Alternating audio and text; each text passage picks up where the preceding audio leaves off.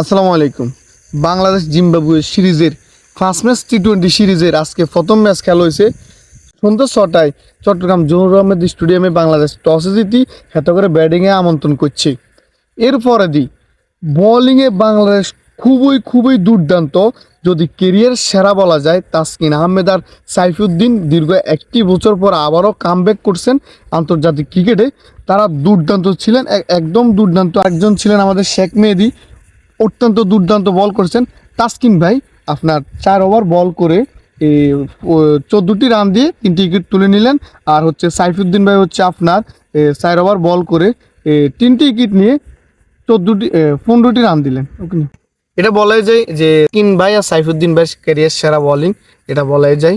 তার হচ্ছে শেখ মেহেদী ভাই, তিনি 1 ওভার মেডেল দিলেন, তারপর 2টা উইকেট তুলে নিলেন, 16টি রান দিলেন।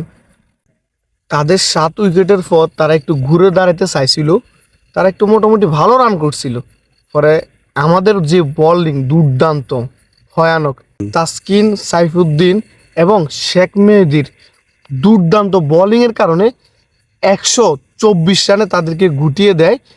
এরপর বাংলাদেশ নামে ব্যাটিংয়ে কিন্তু হতাশা দেখতে হয় খুবই শীঘ্রই, মানে খুবই দ্রুত হতাশা দেখছি আমরা।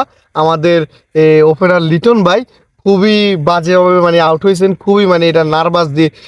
সামনে হচ্ছে আমাদের টি-20 ওয়ার্ল্ড কাপ, কিন্তু এখনও তিনি কামব্যাক করতে পারে নাই, এটা হতাশাজনক।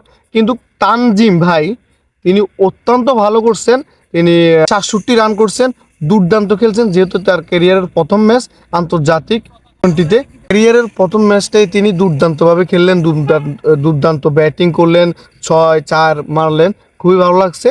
আর হচ্ছে ওপর ছিলেন আমাদের ক্যাপ্টেন শান্ত ভাই, উনি 24 বলে 21 রানের একটা ইনিংস খেলছেন।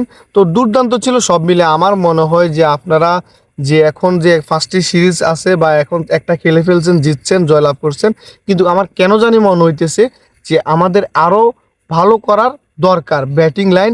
কারণ বর্তমান যুগে যদি আপনি টি-20 খেলতে যান তাহলে 250 রান 200+ রান করতেই হবে।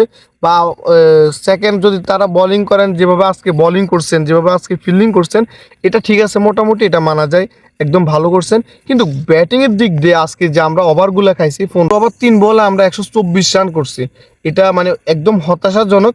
এটা মানে শুভকর নয়। যদি আমরা আরও ভালো করতে চাই বা বাংলাদেশ টিম যদি আরও ভালো করতে চায়, তাহলে ওইটা বল যত কম ডট বল খেলা যায় বা যত 4 ছক্কা, যেহেতু টি-20 ম্যাচ বলা যায়। আর আমারও মুখের কথা না যে বললে হয়ে গেল, তারাও তো একদম ভালো, বা অপর সাইডের যে দল আছে তারাও তো ভালো করবে, এটাই স্বাভাবিক। তো আমাদেরকে আরও স্ট্রং হওয়া দরকার।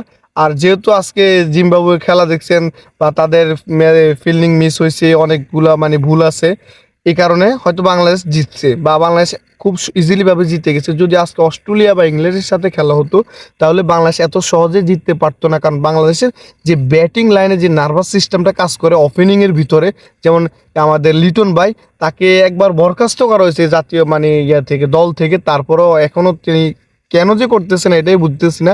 তাকে এখনও অটো চয়েস দেওয়া হইতেছে বা অটো চয়েস হিসেবে তাকে দলে বারবার নিতেছে, কখন জানি ভালো করে। তো আমরা আশাবাদী যে আপনি কামব্যাক করেন, ভালো করেন। আপনি যদি ভালো করেন তাহলে পরেরগুলো ভালো করবে, বা পরেরগুলো যদি ধাপে ধাপে আস্তে আস্তে যদি একটু একটু করে ভালো করে, তাহলে আমরা খুবই ভালো একটা পজিশনে যেতে পারবো। বাংলাদেশ যে টিমের যে অবস্থা এখন আছে বোলিং লাইন, কারণ যদি মুস্তাফিজও যদি আমাদের শিবিরে এখন যোগ দেয়, কিন্তু চলে আসছেন, তাহলে তো আপনি চিন্তা করেন বোলিং যে কত ভয়ানক হবে, এটা মানে বলার বাইরে। তাসকিন ভাই, মুস্তাফিজ ভাই, তারপর হচ্ছে আপনার শেখ মেহেদী স্পিনার, ফিঙ্গার স্পিনার, আরও অনেকেই আছে যেগুলো একদম মানে ও বিপক্ষ দলকে আপনি ভয় ধরানোর মতো। সেরা অলরাউন্ডার আবার সাকিব আল হাসান আছে।